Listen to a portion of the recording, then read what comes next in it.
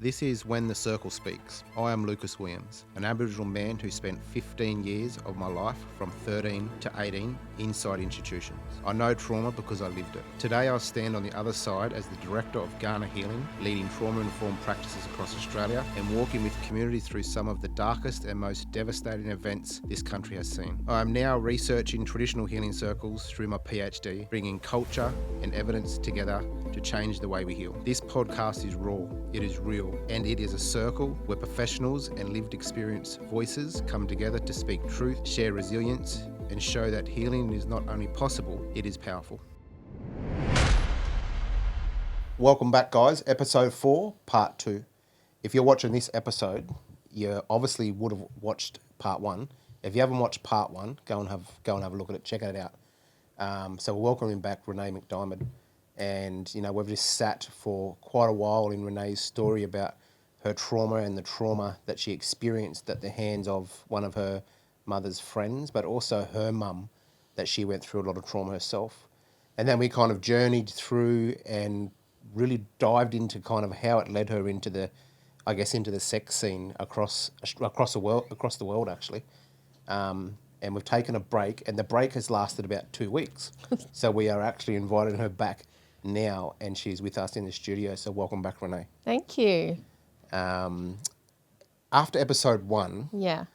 I'm really keen to hear from you what that was like to watch that. I think one of the big things in my healing journey is always kind of reflecting on past stuff and past traumas. But to be able to sit and watch that and watch, you know, how far I've come from that makes me very proud to see that I've grown so far. So yeah, that was really cool to sit and be like, oh yeah, I don't really often take the time to realize how much healing I've actually done and how much work I've actually done, because you're always looking to do the work or looking to see what's happening next. So yeah, it's cool to reflect. Yeah, cool. Was there a particular area, obviously, you know, we've watched it, you've watched it, I've watched it. Was there a particular area that got you, stuck out to you or kind of triggered you or anything like that? Is there a particular area? No, I think because I've walked through most of that stuff pretty heavily, I don't feel like emotionally attached anymore to that. If anything, there's like happy feelings of emotions that rise now compared to when I first started to really unbunk that stuff. There was a lot of tears and pain. Sure. But now there's like an area of being proud of who I am and what I've come from and how much work I've dug into changing. So yeah. Yeah, sure. Well, it's interesting because there's a part that obviously that gets me, and I just think about a young person. Yeah. We haven't even spoke about this. Yeah. But I'm going to just kind of name it and see what you think. Yeah. But I just think about a young girl or boy that comes into contact with their mum's friend and gets led into this bedroom, you know, to perform sexual acts, you know, and when you share that story in the first episode, you know, that was a big bang. But for you to be able to work through that and share that story just tells me how far you've come. And I reckon there'll be so many people out there. Well, I hope that there'll be so many people out there that if that has happened to them, that you've gave them some words to be able to talk upon. Yeah. Whatever their story might be. I think that has happened to a lot of people. I work with thousands of people. I know that that's happened to a lot of people. And just by you sharing that part alone, you know, you'd hope that if someone's been through that would give them the courage to speak. Yeah. Yeah. So thank you for sharing that part. The last episode where we ended it where you kind of had went through a court process. And in that court process, you kind of found out it was going to take quite a lot of years to go through it. But also you copped some slack around speaking up, really, I guess you could say, and speaking up about a person that was probably close to your mum.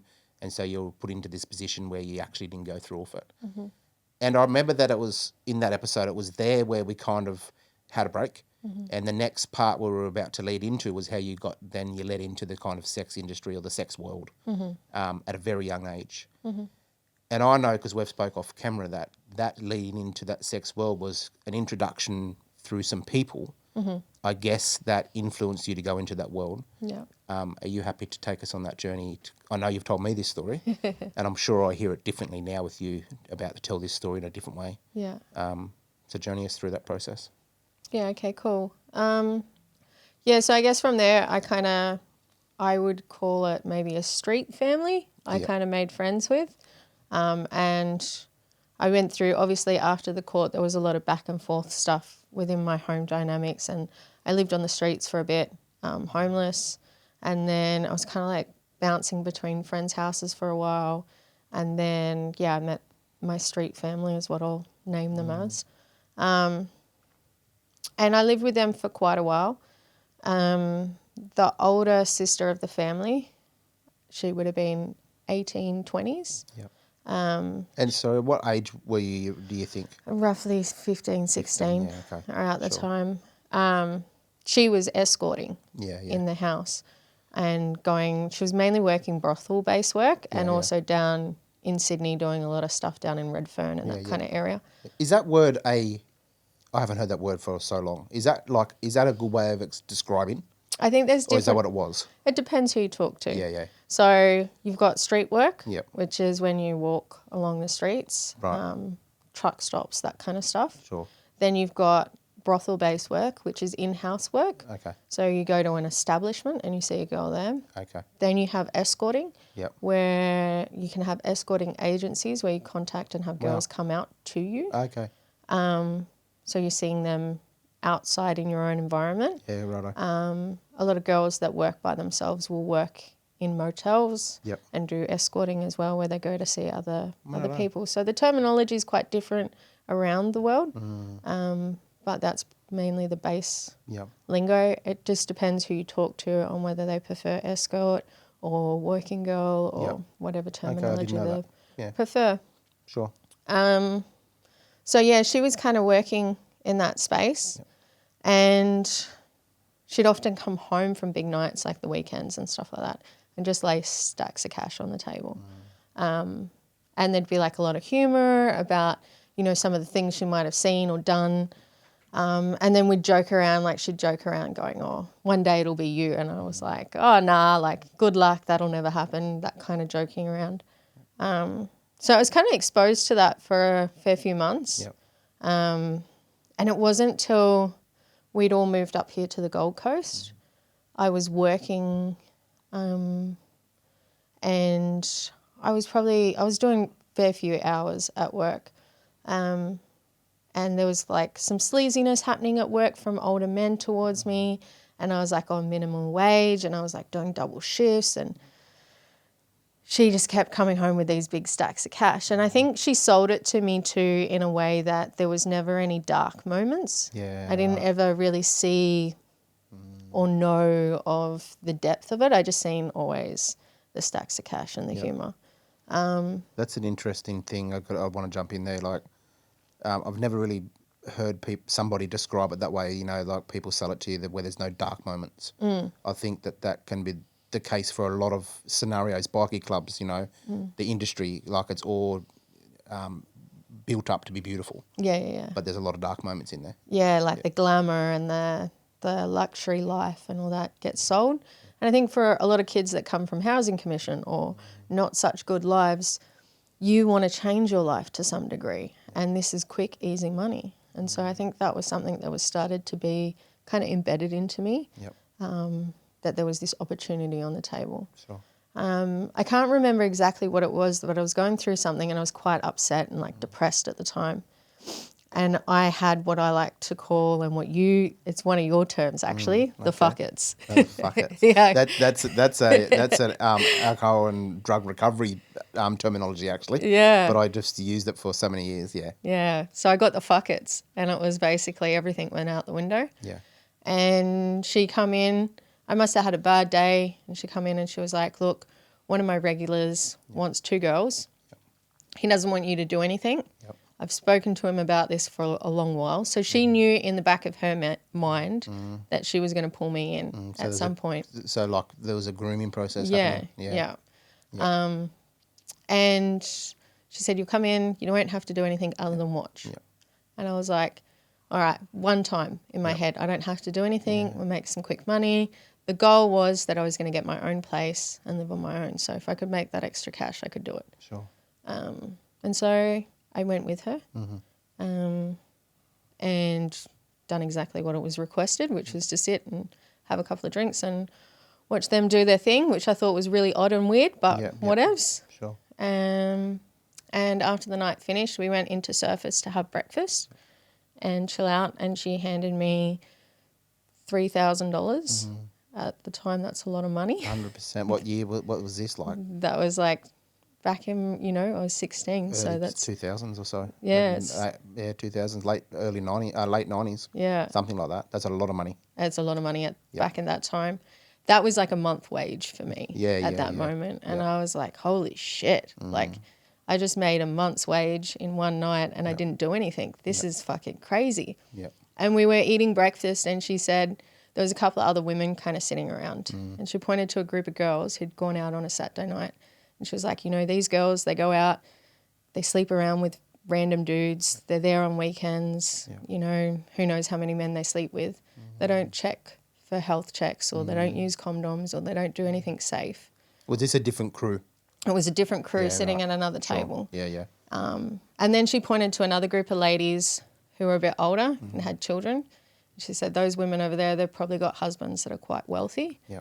And they probably don't enjoy the sex life that they have at home, and that they're usually probably doing it just for the lifestyle and the luxury and to live that lifestyle with those men, and those men dictate what they do and where they go. Yep. And she said, the joys about what we do is that we knock on, we make our money, we get to explore in safe, healthy ways, and we get to knock off. Yeah. So there's still a grooming process happening, eh? Yeah. Really strongly too. Yeah. By the sounds of it. And at that time, it made sense to me. Yeah. And the reason that made sense to me was because most of the men that had been in my life wanted something, or had an agenda, or were abusive to mum, or were abusive in the environment. Yeah. Or abusive to you as well. Yeah. So my exposure to men wasn't the best, although I had a good dad and I had great uncles. Yeah. My exposure to them was very limited. So my idea of what men looked like, or what healthy men looked like, were non-existent. And so that made sense to me. That was very logical. And I think from then on, the game just changed. Yeah, right. Yeah. And I guess, and money would have been probably a big part of what changed that game for you. Yeah, money was one. Yeah. I think my trauma. Yeah, that was the next question. Led me in. Yeah. And then, how do you think? How my trauma led me how in. do you think, if there's people working with girls that's been through the industry, or fellas, actually, men, that might have been through the industry, who knows? Or there's a young girl out there that might watch this podcast and they've been through some experiences. That's why I'm asking that question, like how did trauma lead you to there? Like, what do you think? Yeah, I think it's the connection to sexual trauma, for one, the sexual trauma that I experienced. What that happens is it kind of messes up with the chemicals that get released in your body and the psychological development of what love and attention and validation look like. So normally when you release serotonin, they're in safe environments where you get that connection of safety and love. For me, those environments were very far and few. So the connection was always with pleasing a parent who had AOD. So there was a people-pleasing in it. Or people-pleasing mum's friend. There's always all these different elements. And I think the sexual trauma really grooms you into that industry. I think they said there's some kind of statistic that like 80% of sex workers have experienced sexual trauma to some degree. Yeah, for sure. And I think it's quite high still in like not just sex-based work, but also within the porn and stripping and adult entertainment industry of any form. There's a lot of high intense sexual abuse that people have experienced. Yeah. And there's a percentage of people that haven't experienced sexual abuse to what's known as the magnitude of what I would say comes from rape or those kind of things. But sexual abuse isn't always defined by rape. Yeah, right. And there's so many other ways that sexual abuse can come into counterplay that people may or may not be aware of. Definitely. And so those things can look like body shaming or not feeling comfortable with your body or having your first experience of sex with your partner who may have been a loving person but judge your body image or there could be power dynamics that in your early... And so that's like sexual abuse still. Yeah. Cool. Okay. If you experience like connection from caregivers that you had growing up, Yep. if that had power dynamics, that usually plays out in sexual dynamics. Yep. And so many things come into play when we start looking at sexual trauma and what gets perceived as sexual trauma. That's so important. I have an odd, weird question. Okay, Not go. even about you. But I've been thinking about this. I actually flagged it a few weeks ago. Yeah. And you've probably forgotten. Trying to remember. No, but I've got to ask this question. Yeah, go. So I've worked with a fair few girls actually around that's been through rehabs and they've worked in the industry, and it's just ironic that I end up with a partner that's also come through that world, you know. Yeah. And I've watched this conversation about Bonnie Blue for so long. I've been really fascinated how she holds her space so well. Yeah. Because like nearly no one can knock her over. Yeah. Because she just seems to hold this conversation really well. What's your take on, so the way you describe the brain, the concepts around sex work, you know, all the serotonin, all those components. Yeah. And Bonnie Blue still describes herself as being completely normal. What's your take on that? Because I just truly believe that you just couldn't be. Yeah. The impact of sex work on a person's body.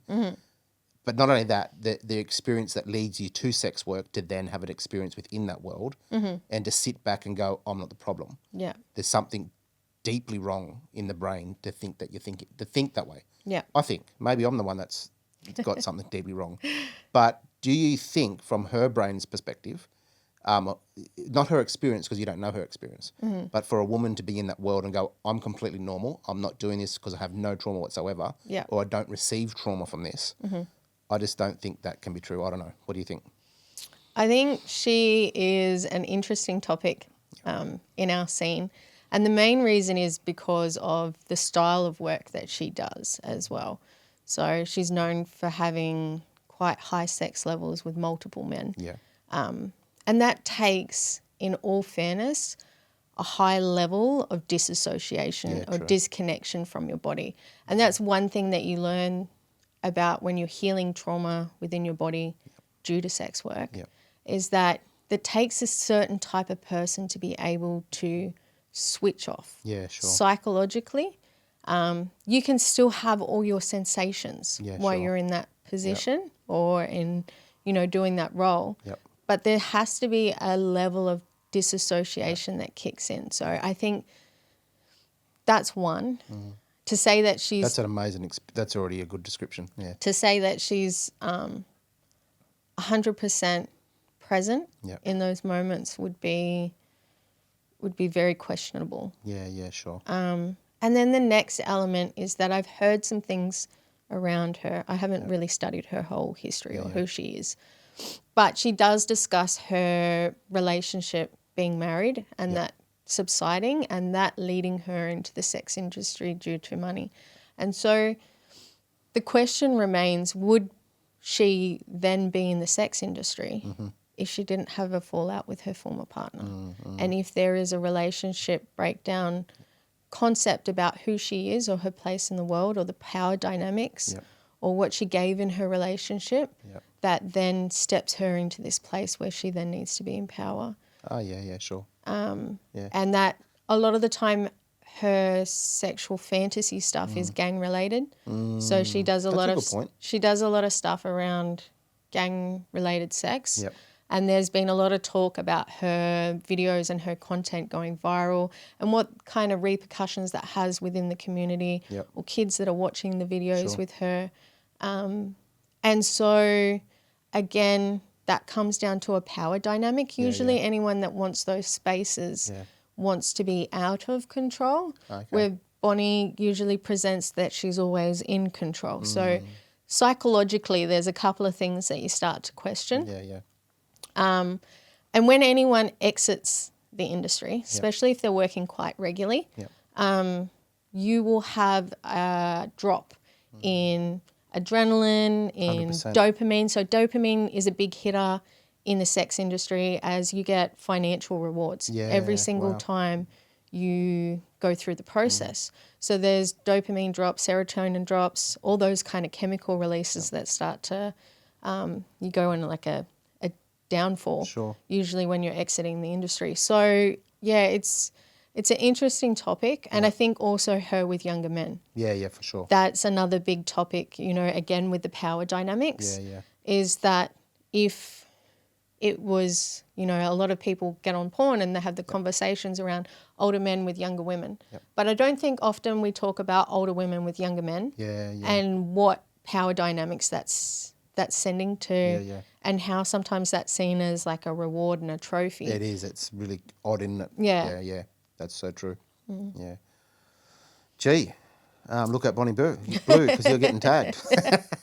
No, that is an incredible description. Like, I had never thought, honestly, about the serotonin rewards and the dopamine rewards. Like, I probably might have flicked over the thought of it, but not on that, just not from that description. Because when you step out of the industry, it's a little bit like giving up the drug. Yeah. You know, and it's a big hit. Yeah. And you've got to be prepared to go through them experiences, you know, that hit. Yeah. Even if you're not enjoying the sex itself, there's a fake serotonin release where, you know, if you grew up in a home where your parents are abusive and they're not really present and the only time you kind of got given love and attention was because they wanted something, then when you're in the industry and you're having someone touch you every couple of hours, whether that be conscious or unconscious, there's a serotonin that gets released. For sure. And it's a fake serotonin of this is connection and this is what it looks like. And then you remove yourself from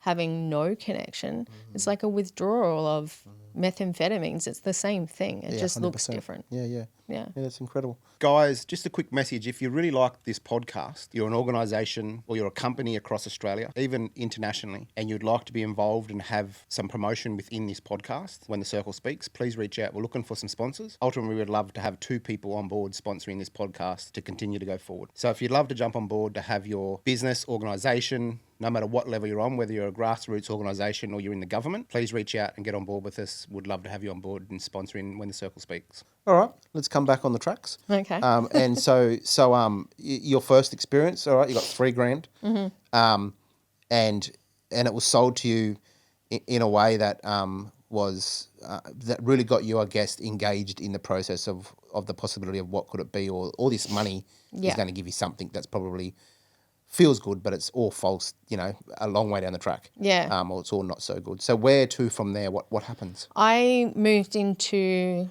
so although the grooming took place, it was given into my own accord to find my own establishments, and they would give me the key house on where to go to get my health checks and get my certificates and all those kind of things. But I had to ultimately pick my places and do my things. And so that was that false I'm in control process. And I picked a brothel to work in here on the coast. Yep.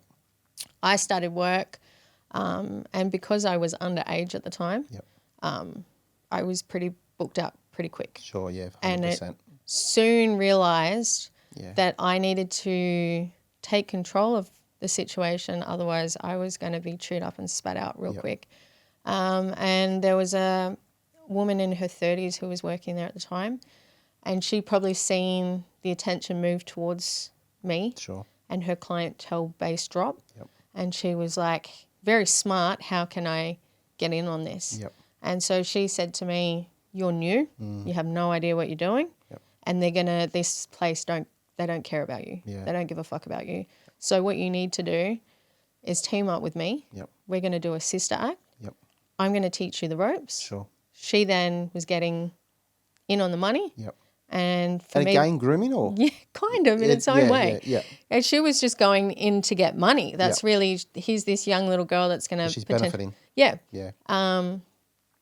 And so that's basically what started to happen for the first couple of months, which was cool on my behalf because I wasn't in it alone.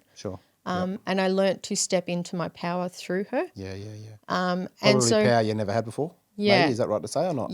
And so that's something that Freud touches base on. Is that sometimes people who experience trauma recreate their own traumas so that they can gain control over the situation. And I think for me, and many other people, when you have been raped and you've had these things taken from you, Yep. you don't have power in that Yeah, space. sure. And so often I've asked psychologists, like, why is it Yep. that people who have been sexually abused end up in the sex industry? You think that would be the furthest thing Yep. from us wanting to do because we've Of course. experienced it, right?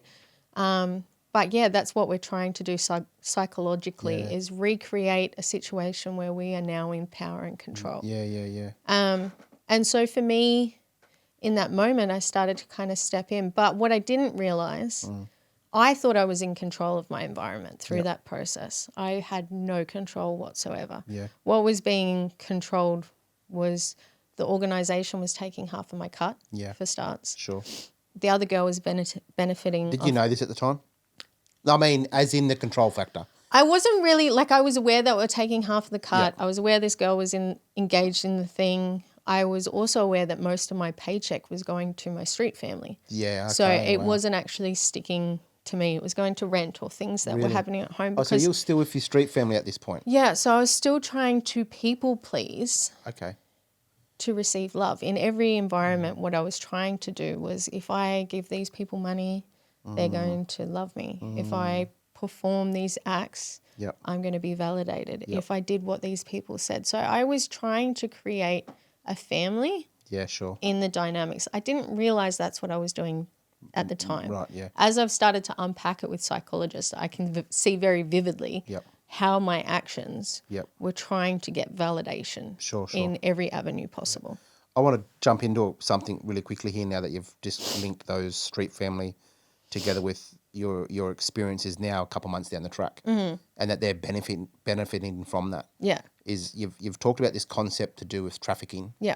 but you've got some other terminology that you link to that. Can you talk to us about that? Because I want to unpack it because I think it's a really important one. Yeah. The way that you describe it. Yeah. So familiar trafficking is Yeah, the sure. terminology, which is family-based trafficking. Yep. It happens all around the world, not just in high-class spaces, but street-based work, and sometimes even in the rural communities that we work in Australia. Basically, what it is that someone is benefiting from a youth or a caregiver. Yep. So like a caregiver or a parent or a family member, a sibling, Yep. is benefiting off a child. Yep. Which could be their sibling or their child. Yeah, being trafficked. Yep. So that's not just like sex work either. That's also criminalisation. So Yep. if you've got a child that's moving drugs, that's considered as trafficking. So I didn't realise that Yep. until I was working with a young girl whose images were being sent around a school. Yep. And her older sibling was the person taking photos of her and sending them throughout the school and sending them to other people and gaining money off it. Sure. And so I had to do some research into this stuff of like what trafficking was. And then I was like, familiar trafficking, what's this? And I started to unpack it. And then I was like, holy shit, that's me. Yep. I've been trafficked, and I never at once thought about being trafficked. Did that hit hard? Yeah, that was like a massive reality shock because, again, that whole time I thought I was in control. Yeah. And then I realised, hang on, wait, there was a grooming process that took place Yep. to get me into the industry. Yep. And then they were benefiting off me being in the industry. Yeah. At the time, I didn't realise So that's all that. it is. All they've got to do is benefit in a way.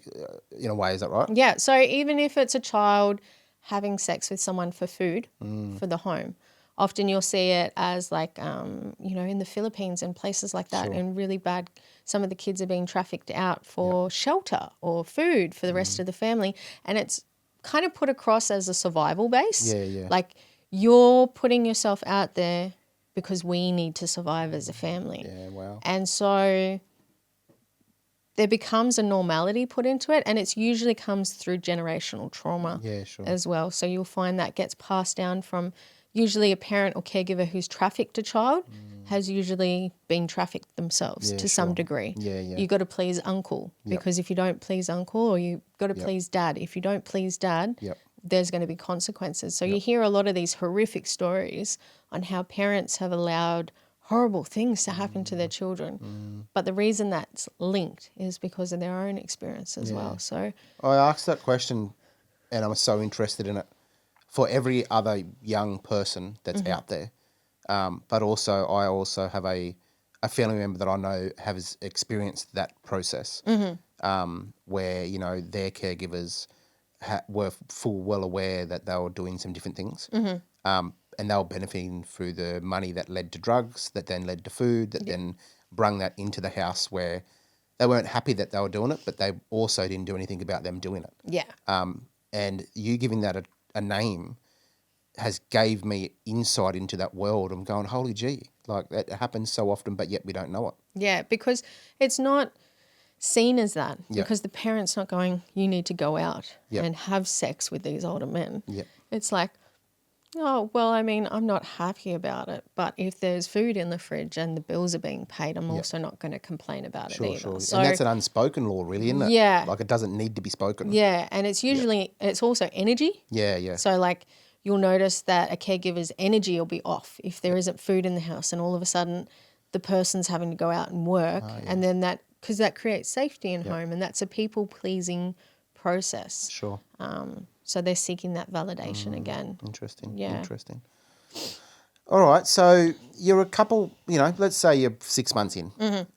And so where do you go from here? Because I know that you led into like the space on where you, years later, you started to kind of, I guess, in a way, manage girls. Yeah. Or help manage girls, I guess you could say. But what was that gap like for you in that middle part? Like how much, obviously we know, you've done sex work, but what did you see in there? Like I'm guessing you've seen a lot of trauma. Yeah. From not just you receiving trauma, but you've seen trauma, I'm guessing, with the girls that were there. Yeah. Different lifestyle, all that stuff. Yeah. Tell us about it. I guess I was in the industry for a whole of 7 years in total. And that's in and out, and also managing girls. And then potentially, I wouldn't say running girls, but I was getting percentages of their working cuts and giving them clients. So it was kind of the same thing. Sure. So what happened was like I started really getting heavy into the scene, but I was never a drug taker in the industry, which is known as a party girl. Yep. If you take drugs while you're at work and you drink and do all that kind of stuff. I didn't like the concept of not being in control of my body due to my own trauma. So I kind of fell short of a lot of those kind of clients. Yep. And I had plenty of clients that come in with their own traumas, and you wouldn't really realize that until you're in the scene that you start to see it. I had clients who didn't have any sex with me whatsoever. Yeah. But like there was one client in particular who went through horrible traumas in the army. Yep. And he would hire girls around the clock because he had like post-traumatic stress disorder so bad that even the fan being on would trigger him to think there's a helicopter in the room. And he just couldn't be left on his own. Okay. So he just kept hiring girls and hiring girls and hiring girls over the clock. Other people would come in and like share their childhood trauma, like their abuse. Yep. I often had that. I don't know if it's something to do with me and something that I put out that people go, I'm going to tell this person my story or what. But I often had men talk about being abused in, churches and men being abused by uncles and men being abused by father figures and boyfriends of their parents and all kinds of sexual trauma from men that like men had received from other men from women. Right, gotcha. Something that I hadn't really even considered. Yep. Was constant kind of overflow. So yeah, I guess I started incredible, to. Like I just kind of, sorry, I don't want to jump in and cut you off there, but just to see that your story that you've shared, you're in the industry due to complex trauma, let's say complex trauma. Yeah. Or, deep trauma, not intergenerational trauma. Well, there would be, but, deep trauma. And then you got these fellas coming to see these women that are in the industry that also have this complex trauma. Yeah, it's like trauma bonding to a massive degree. And I often think back and go, why would they hire a girl? Like, why wouldn't they go to a psychologist? Yeah. And I think what it is that this person can't judge them. Yeah, as far as they see is a working girl is someone that's a sex worker. How can they judge them based on the things that they experience? Yeah. So there's all kinds of fantasies that start to come into play. Yep. And you start to realize that the girls in the industry aren't just the ones with the trauma. It's Yeah. also the people coming in. Yeah, yeah. It takes some kind of trauma for someone to go, I'm going to walk in and pay for sex. And it's usually their own dynamics of what that's going to look like. Yep. Is it power? I need to be in control because I never had control. Is it a level of disassociation? Yep. So there's so many different traumas that men come in with that Sure. it's not just the women. Yeah, yeah. Some of the girls too, like when you start to manage girls, which was something that I didn't really realize when I was in the industry, is that when you run like an establishment, like an escort agency or a brothel, you've got girls that come in and they're going to work, but once they make their money, Yep. they don't want to be there. That's done. Yeah. So what kind of business are you going to be if you've only got a couple of girls for a couple of hours and then they're over? Yeah, yeah. You've got to manipulate them in some level of degree. Yeah, sure. And so one of the managers taught me to analyze every girl's agenda on why they're being there. Okay. Why are they working? What is it that makes them work? Because you're going to have to utilize that to make them show up on the days that they don't want to. And what I learned was that a lot of girls who were party girls and doing drugs and that kind of stuff, they would be given loans by the organisation. Right, okay. So they might be at home, can't afford the drugs that they've got. They then call the manager hooks them up with $3,000. Yep. Right? Then that girl has to come to work next week and pay off that $3,000. Right. Now, by the time she's paid off that $3,000, she's tired, she's burnt out. Yep. She has to work even more now because she's now just paid off a debt. Yep. She's always behind. Sure. She's always running. And she'd have to lend more money probably? Yeah, and then the cycle just keeps continuing. Yeah, yep. So yeah, there was so many different ways that they started to manage girls. Yep. And to keep girls working, that I realized that I was never really in control at any point in time. I thought I was in control. Yeah. I thought I was calling the shots, but the reality was that someone else was running the show. Yeah, yeah. And they had the bigger agenda, Yep. which made me really kind of fall even deeper, Yep. I guess, because Yep. it was a false sense of security. A lot of the girls that I worked with, you kind of form a sisterhood, the same as the boys in the gang life kind of form the brotherhood. Yeah, sure. The girls do exactly the same. Even though you're competing against each other, there becomes this sisterhood where there's fun. It's not always hard times, like finishing shift, you're hanging out with the girls. So you start to build these connections and these foundations that kind of also keep you going back as well. Yeah, of course. Especially if you didn't come from a life of family and It's stuff. a little bit like, I remember you saying your street family, you wanted to build a family. Yeah, And you got a family now. yeah, In the industry, there's there's a family component. yeah, Because I know in the brotherhood, there's a family component. yeah, And it's a fake one, but it's there. yeah. Yeah, that's incredible. And that's what pulled me in, really. And also then I dropped off the street family. Yeah. And now I'm paying to another street family. It's just in a different way. Yeah, yeah. I think also... So you dropped off the street family, the original one? Yeah. Once it got to a point where too much finances was going out. Oh, so it's because you're giving them... Yeah. I then clicked on that yeah. this isn't... You're not around me because you want to be. Yeah. You're benefiting What a shame, from me. I mean, what a shame. What I mean by that is the obviously you got your own trauma and you went your own way, but the damage that they had done. That here's this young girl now in the industry at kind of their manipulation and their tools and their doings. Yeah. And here you are now. You're in this industry. Probably also doing a lot of damage to yourself and other people along the journey.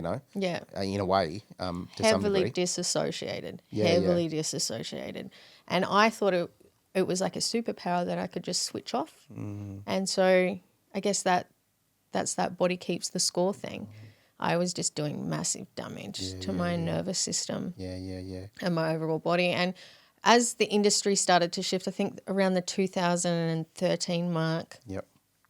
that kind of era of ICE coming out, Sure. that started to be this big blowout in the dynamics of work. So historically, heroin, meth, they were like street worker based, right? So a lot of the girls that were walking the streets and stuff were on heroin, were on meth, were probably having sex, survival-based sex work is what I call it. Yeah. Is what they're having sex for the drug or they're having sex for food or they're having sex for shelter. Yeah, talk to us about survival-based sex. I that's right. I remember you talking about this stuff. Yeah, so survival-based sex work is anything that involves basically having sex to survive. So you'll see this in dynamics of domestic violence where men may want money and so they send their partner off or their daughters off or whatever to survival-based sex work. It might be a mum having sex for shelter and food for her children. Okay. It might be someone, having sex for drugs and alcohol for a place to stay or whatever it might be. I think survival-based... I want to put a connection here. Yeah. All right? Tell me if I'm right. Yeah. So you got a working girl. Yeah. That is in this survival-based sex, Yeah. I'm guessing. Yeah. But then you got, let's say, a mum or somebody out on the street Yeah. entering into survival-based sex, although they don't know that, to survive, with probably a person they don't really want to be doing it with. Yeah. There's nearly no difference in a way. In a way, yeah. Yeah. That's pretty interesting. Yeah. And so there's this fun thing that, like, a lot of the psychologists say. They're like, men have this great ability to be able to switch off love from sex. Yep. That's something that men can do. And they like to kind of promote it as something that men only do. Yep. Reality is women's been disassociating from sex for a long time. Sure.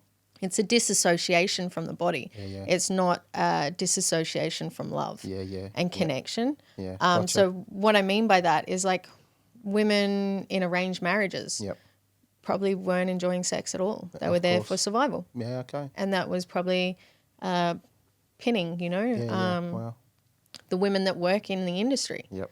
They switch off from sex every night. Yep. People that strip, they switch off from emotions and connections. And I think our society now has started to move in the direction where we disassociate from our bodies and our feelings and our thoughts and our connections. And when you experience high trauma like me, you get basically trained to do that. Yeah, sure. So being in this industry just makes it easy. Yeah. And I think a lot of people in relationships are probably still living out those dynamics. But, a lot of people go, sex work is when you're getting physically paid for financially getting paid. Yep.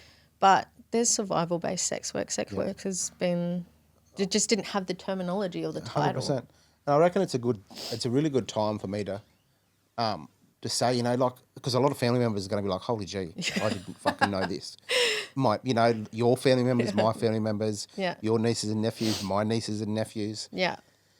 And it just makes me think, people go, I didn't know that Renee was into that world, or Uncle Luke's with this person. And it fascinates me because most of my male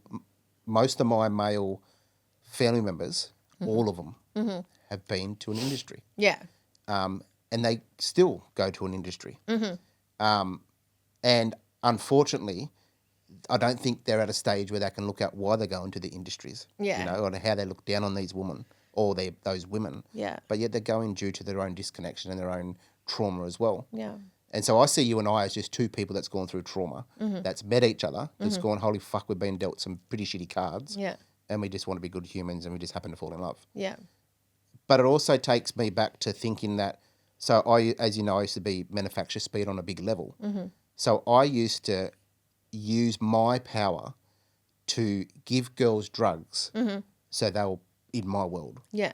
So they were doing survival-based sex. Yeah. They didn't want to be with me. Yeah. I was probably a fucking gronk to them. I don't even like that word, but, back in that day, they're probably looking at me thinking, who's this bloke? Yeah. But I took advantage of that. Yeah. And that's why I have so much appreciation for those that come from that world. Because while men think that they're going in to get pleasure or whatever, I see it as dirty men going there to do that stuff because they're not dealing with their own stuff, Yeah. So they're just leaving their wives at home or they're doing whatever and they're going in to see these ladies or these girls that also are holding trauma, example yourself, that's come from large amounts of trauma. Yeah. So I just see two people sitting in a lounge chair here having a conversation that come from worlds of trauma. Yeah. Anyway, so I want to skip into something else now. How do you think that these experiences started to shape in that time your relationships, as in with males? Because surely you would have had boyfriends through that time. I don't know. I had maybe one or two through that period, and it was usually when I wasn't working. Yep. To be completely honest, I hated men. Yeah, okay. Through that phase. Like, I'd go to work, but outside of that, when I was especially in my early 20s, I'd go out with a crew of dudes from Burleigh. Yep. And often we would go out in a big group. And the reason I'd go out with them in this big group was because anyone that tried to hit on me would automatically assume I was with one of those boys. Yeah, sure. So no one would ever approach me. And it was almost like a protection thing. Was just being surrounded by dudes all the time. So I kind of had my own ways of keeping myself away from men in that stage. As I started to get further into the industry, I moved into a power dynamic where I could hold myself pretty well in spaces and shut men down pretty quick. But then what started to happen and what I started to realize was that my mental health really got affected. I, at one point, shaved my hair completely off and got tattoos on both sides of my head because I was running the mag at the same time. And that was almost like a deterrent from like getting men away from me, like making myself unattractive towards men, which actually had the reverse effect. But I would try to detour any kind of situation. And then my hatred really started to kick in. I started getting really irritated with men in whole, and I was suffering quite a bit mentally. And that's when the slow process of exiting the industry started to take place. Slow process, so it took some time. It took a couple of years. I moved into management first. I was like, I can't do this anymore. Okay. So I would work a stint. Sorry, so before that, you also travelled to Vegas. I went over to the US. Yeah, Vegas, all in this world. Yeah, worked in the state of Nevada for a period of time. So I just mentioned that before you move into like managing the desk and girls. Yeah.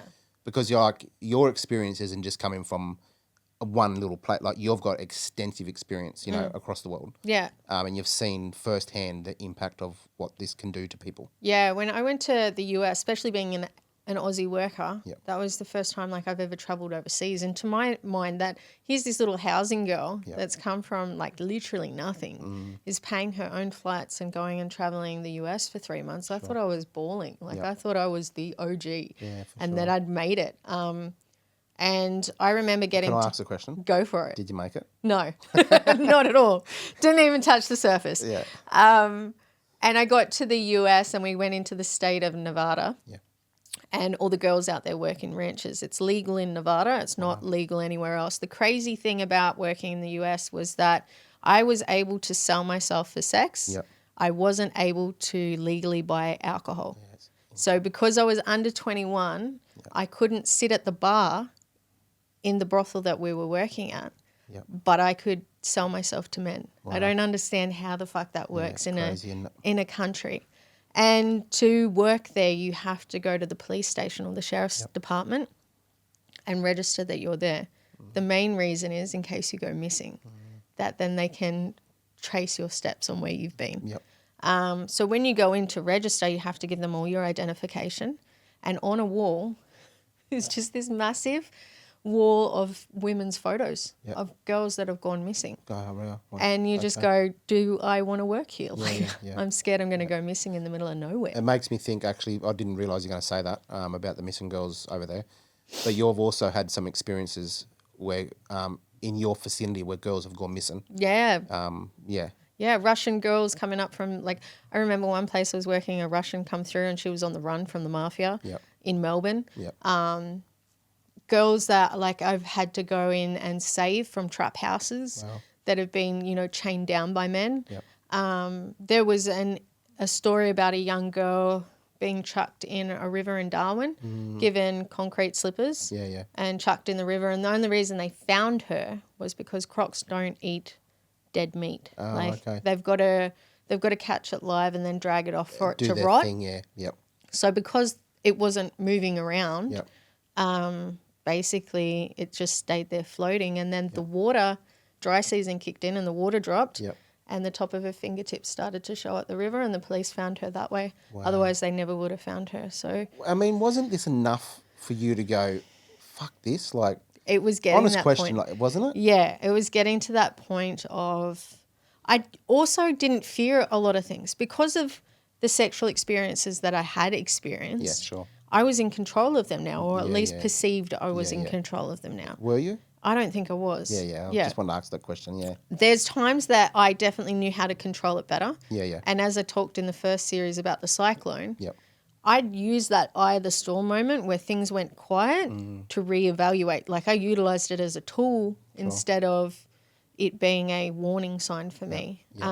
So yeah, I think a lot of the time I thought I was in control, but the reality is you can never be in control of that environment. Of course. Yeah, definitely. Yeah. And so that's what then started to lead me to jumping the counter and being a manager. Yeah. And that worked on and off for a period of time. And then I would jump back into work occasionally. Yeah. And then I started, because I'd worked all around like Gold Coast, Queensland, Darwin. Yep. I started to have contacts and regular people that were in these areas that when I was away, they'd be texting me. Yep. And so what I started to do was put my girls on. Yeah, sure. I was like, look, I've got clients over here that need servicing. Yep. Are you down in this area? Yep. And so as that started to happen, I was like, look, I'll take a percentage for hooking you up with my client because potentially you could run off with my client and I'd never have them Before again. you said you kind of manage girls, but you kind of didn't? Yeah. That's managing girls. Yeah. That's The way that's I how hear that, that's managing girls. Well, then what eventually ended up happening was I dropped out from working altogether. Yeah. And I was receiving an income from these girls. So I was almost like being a madam. Yeah. To a degree. Okay. Did you become the influencer for them to stay in the industry or the manipulator or Yeah. did you become that person? And that's, I think, ideally what started to snap me was the realization that I was becoming the same predator. Yeah, well, that's a big word. That's the right word, isn't it? Yeah, same predator. If you're running a business where you're benefiting off multiple women having sex with men, you're a predator. Yeah, sure. And I think people don't genuinely look at it like that. Yeah. But I hadn't hit my low yet. Yeah. And so what I mean by that is that everyone that has drug addictions, in gang life, everyone that's done anything, you have to hit this low. Yeah, you do. And there's this low, it looks different for everyone. Yeah. But when you hit it, you go, fuck, I can't do this anymore. Yeah. I can't be here. Something needs to change. For sure. My low was, at the time, I'd fallen pregnant to a guy that I was seeing. Yep. Not in the industry, outside. I was managing girls. Yep. But I had to re-enter the industry to pay for the abortion. Yeah.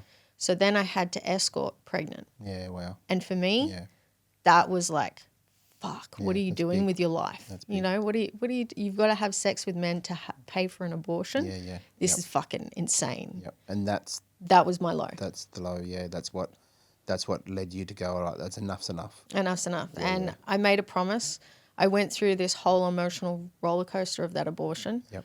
And ultimately what it was that I realised that I'd spent 7 years of my life chasing dreams that weren't even mine, that I was making money, but I hadn't done anything with it.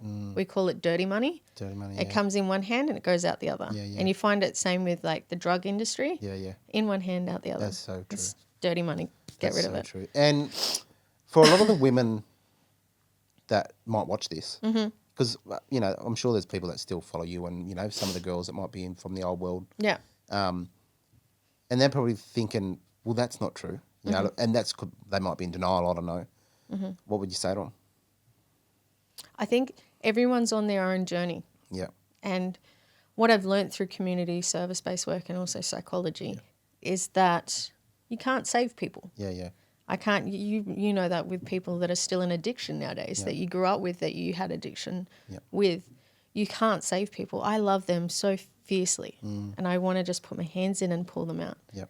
But if they're not ready to do the work and they haven't hit that low, they're never going to, they've got to ultimately want to do something different. Sure. And in that process, they're going to feel safe where they are. That's what feels safe for them. That's what makes them happy. They feel like they're in control of their environment. That's that thing, finding safety in chaos. Yeah. In a way. And so I think, I can't judge them. Yep. Because I was there. Yep. I can't sit here and go, oh, well, I'm better than you. Yeah, sure. That doesn't work like that. Yeah.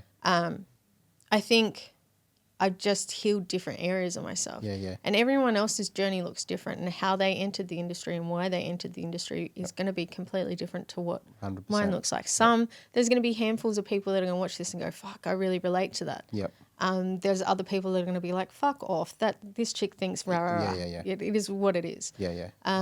The reality is, though, that I share my story so that others can learn from it. And there may be tools and skills that I've learnt that they can then utilise. For sure. So what about to the males? to the What's the message to males. the males? The ones that go, look at this fucking, I'm going to I'm going to spell the word. Go for it.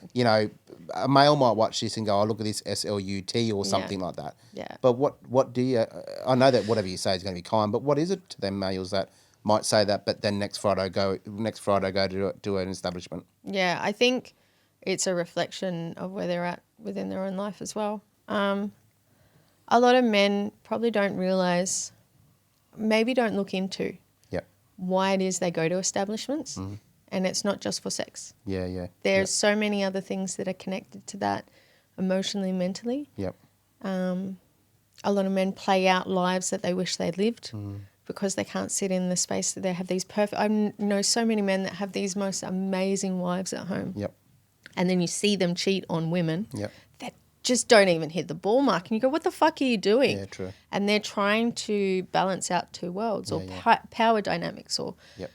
So I think it's also a reflection to themselves. I know, and anyone I've talked to, not just in the sex industry, but also through AOD and mental health, everyone I've talked to has gone through a sobriety area of celibacy from sex. Yeah, sure. And I That's also true. did the same. That's true. I did 3 years prior to meeting you. Yeah. And so I think there's an area where we take our own back and we have to do that celibacy. And I don't think a lot of men that go to these establishments could do that. Yeah, sure.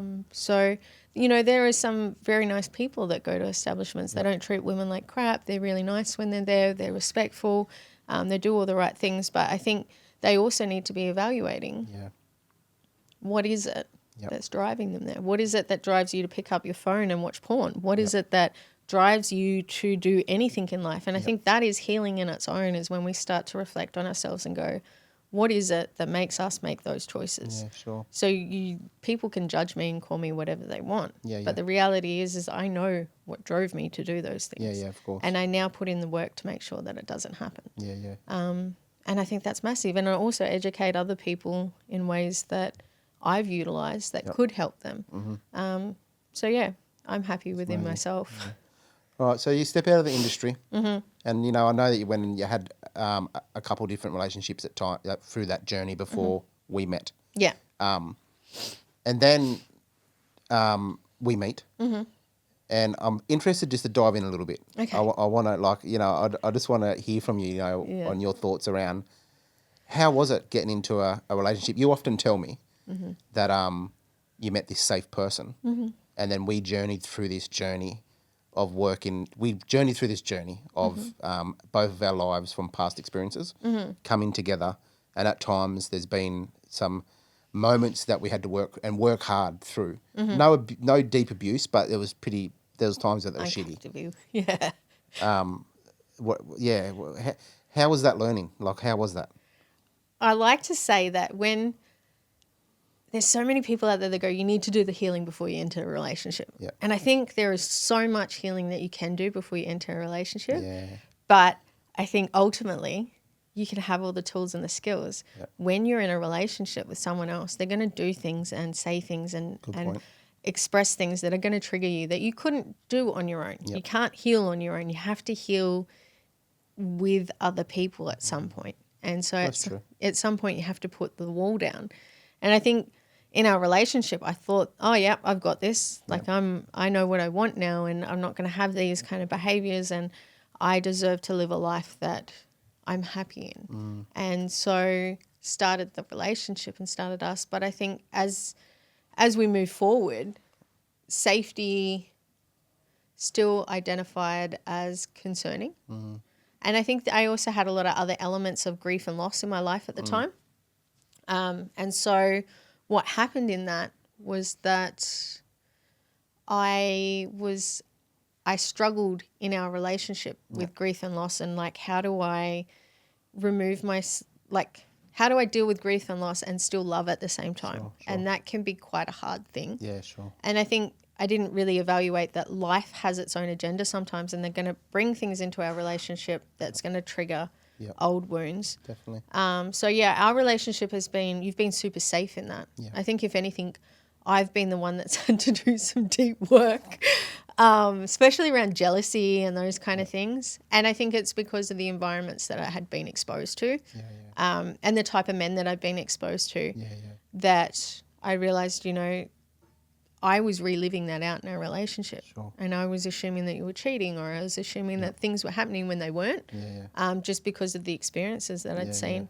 And so I think and that I was... often say to you, like, my life experiences of my trauma, and, you know, I've done in and out of jails and institutions from 13 to 28, drugs, alcohol, girls. I couldn't be fuck cheating. I know. And the funny thing is now we're at that stage where it's like it's not even like a thing. Like it doesn't even pop up. But it did need some work and I had to do the work on myself. And that was uncomfortable as well, because I think ultimately men had kind of manipulated me to believe that I was the issue. Sure.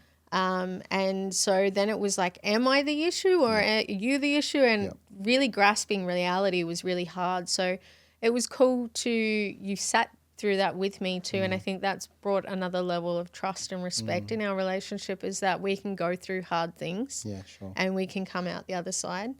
I'd also like to note that you found out about me working in the industry like straight away. Yeah, 100%. I didn't You're really like it honest, any. straight up. Yeah, I was like, look, this is my history. This is who I am. I've had a partner before that I did not know that was in the industry for 2 years. Yeah. And that hit pretty hard. Yeah. So that's what really I appreciated about you, that you told me straight up, you know, I've got a history. Yeah. And I was like, well, don't worry, I've got a history as well. And I used to be the male that used to also give drugs to those girls. Yeah. Or even somewhat say sell those girls, you know. Yeah. I was that shitty male. Yeah. So I appreciate that, you know. Yeah. Because it is only a story. Yeah. You know, it's a story. Just a chapter. Yeah, it's a chapter of your journey, and now we've got a chapter of our own. Yeah. All right, so as we start to wrap up, Yeah. I want to dive into, so you've done incredible things for, I don't know, 5, 6, 7, 8 years or whatever it is now. Mm-hmm. You've dove into the industry of working in, you tell us, what did you dive into? Community service-based work, so mental health for the first 2 years, early intervention, worked with youth and families. Yeah.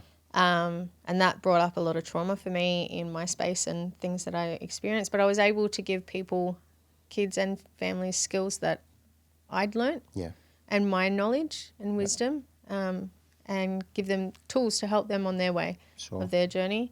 I also then worked in AOD for an Aboriginal-run organisation, which I absolutely loved working there. That was one of my favourite places of working, and it was cool because it was a family-based rehab, so mums got to be with their children. Yeah. I think that brought up a lot of stuff around my mum having AOD and her having to go to rehab and missing that process. So the work never stops. Never stops. You're always addressing it. And then domestic violence shelter. Yeah. That was another thing that brought up a lot of my own stuff. Yep.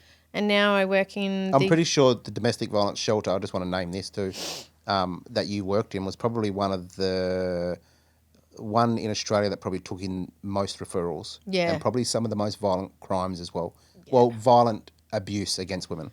Darwin and NT for domestic violence is rogue. Yeah. Rogue. So, yeah, I think that was I found that a little bit triggering, I think, in that space. Yeah. And then I'm now in the youth. I must say I remember. Yeah. Yeah. You definitely, it shook you up, but you went through it. Yeah. Yeah. And now I'm in the youth detention space, helping people stay on track, which is cool. And psychology. Yeah. I entered studying psychology, which I absolutely love, and I'm going to continue doing that. So, yeah. But not only studying it, you've completed a component of, undergraduate certificate of psychology. Yeah. And now you're moving into your Bachelor of Psychology to become a psychologist. Scary, isn't it? Yeah, no, I think it's amazing. Yeah. People often say that healing journeys, are you might go to a counsellor, or you might go do some breath work, which actually we'll touch on that in a second. Yeah. Or you might go to nature. You might do you're actually the one that said this on the first your first one, where you said, you might go to the boxing gym, or you might go here, or you might go there, so you're the one that's named that concept, I call it whole body healing. Whole body healing. Yeah, you have to learn the psychological department is just one. Yep. That's just one area of all the beliefs and all the ideas that you have about your body. or your life or your trauma or whatever it is, the world around you, Yep. who you are in that world. And then comes, you go through trauma, the impacts on your gut health that link to your gut-brain axis that Yep. affect your mental health. Your gut then affects your mental health. And then your hormones. Sure. When you go through violence to some degree, your hormones get cut off online, and then that impacts you. And throughout your life, your hormones go in different cycles and Yep. stuff, and that impacts your mental and emotional health. And so you have to use a whole lot of different modalities to Yep. heal from trauma. It's not just psychology. You have to do somatic stuff. You have to do, breath work. You have to eat good diets. You have to start to move your body and listen to your body and tune into your body and stop disassociating and really connect with what it is that you're feeling Yep. inside of yourself. And I think, ideally people think, oh, you got to go to a clinician and that's going to heal you. That heals just one area. Yeah, definitely. And you need so many other things in your life to help you move through that. So Yeah, definitely. Would have you ever thought in a million years that you'd be a person that now is qualified with in a psychology world and is going into that other world? Once upon a time you're looking for a street family, yeah, and here you are now. That's kind of nah. working. I would have told you you're on crack. Yeah, definitely. And I think too, because we come from the same school. Like I dropped out of that school in year 7. Yeah. And you dropped out of that school as well at a yeah. period of time. So to think that, I'm now studying in uni in psychology and you're a PhD candidate in, uni, it's just insane. Yeah, It's definitely. insane. Yeah. And I guess lastly, you will obviously keep them confidential as in the organisation, but your current role Yeah. is you're working with incredible young people.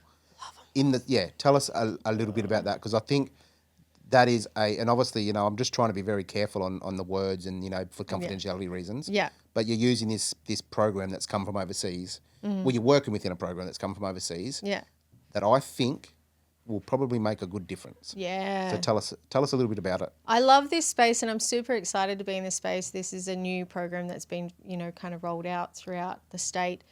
And it's really about keeping youth from offending that have a history of offending and advocating for them.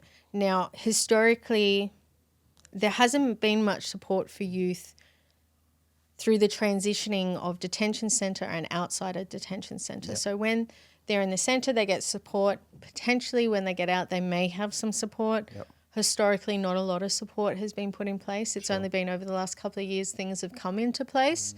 This is the first time we've got a program that's intertwining the both. Sure. And not just for the youth, but for their family as well. Yeah, sure. So the external factors. And they play such a massive role. Like my family dynamics played such a massive role in my stuff that I went through. People that use AOD, their family dynamics in the place. So it makes sense that these are the things that need to be addressed. And I'm so blessed to be in a space with people that are ready to do the work and ready, definitely. hey, help me. Someone help me. I'm super excited to be in this space, and I've got like a really cool team. I work for a really cool org. And I'm really excited to just, be that person to plant seeds to definitely. fruits that I may never see. Well, that's exactly right, but the fruits will definitely grow. They'll definitely grow, yeah. and they take a whole community to look after those seeds, So I might plant them, someone else might water them, someone else might, it takes a whole community to do this. And I think the community here and in so many other places as well, I know Darwin and Larrakia have beautiful community service bases up there. And I think everyone's starting to really get a hold of this is something that everyone needs to be involved in to support. And I'm happy planting seeds at the moment because I'm now the woman that I wish I had as a child. I'm now the person that I wish was around for me to talk to about my sexual abuse or to go, yo, the things that you're doing with boys, why are you doing that? Yeah, sure. Why are you doing that? You don't need to be doing that. You could be doing this. Like having someone just question and bounce off and redirect. And I wish I had that growing up. Sure. And now I get to be that auntie. I get to be that person for these kids that get to put that in. So I'm super proud of And I mean, you still are a bit of a street kid. Yeah, still, and so you always. get to be that street family in a positive way to people. Yeah. And these youth, I think it's beautiful. I think they connect with me straight away because they like see the tattoos and they're like, oh, this chick's, and then she goes, oh, hang on, wait, why are you calling yourself a drug addict? Yeah. Let's change that terminology. You went through some hard shit and now you Aye. take drugs to deal with it. 100%. Yeah, definitely. So I think, originally they think, oh, this person's going to be Yeah. proud of my drug use, and then Definitely. I give them a different language and they go, oh, hang on. Yeah, definitely. So yeah. Look, I want to touch on one last part, one little word. What if you want to weigh in on this? Yeah. You've named a few times doing the work, and I'm a big fan of that concept. Yeah. You know, because I'm always trying to do the work. Yeah. The only time I've ever found myself judging somebody is when I'm not doing the work. Because if I'm doing the work, I'm not judging somebody. Well, I'm maybe you know. maybe we weren't doing the work with Bonnie. Yeah. Whoa, gee, come on. You have to put in that spot?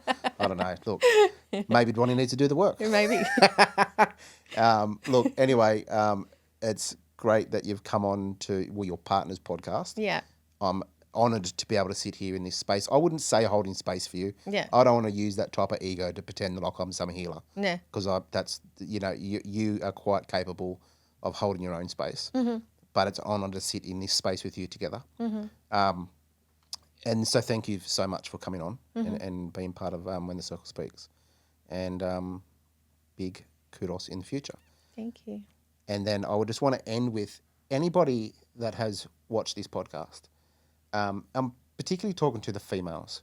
If you're I'm talking to all people, but I am talking to the females. If you're in a situation right now where you think that you might be in some type of domestic violence relationship, and remember, domestic violence doesn't mean that it needs to be rageful.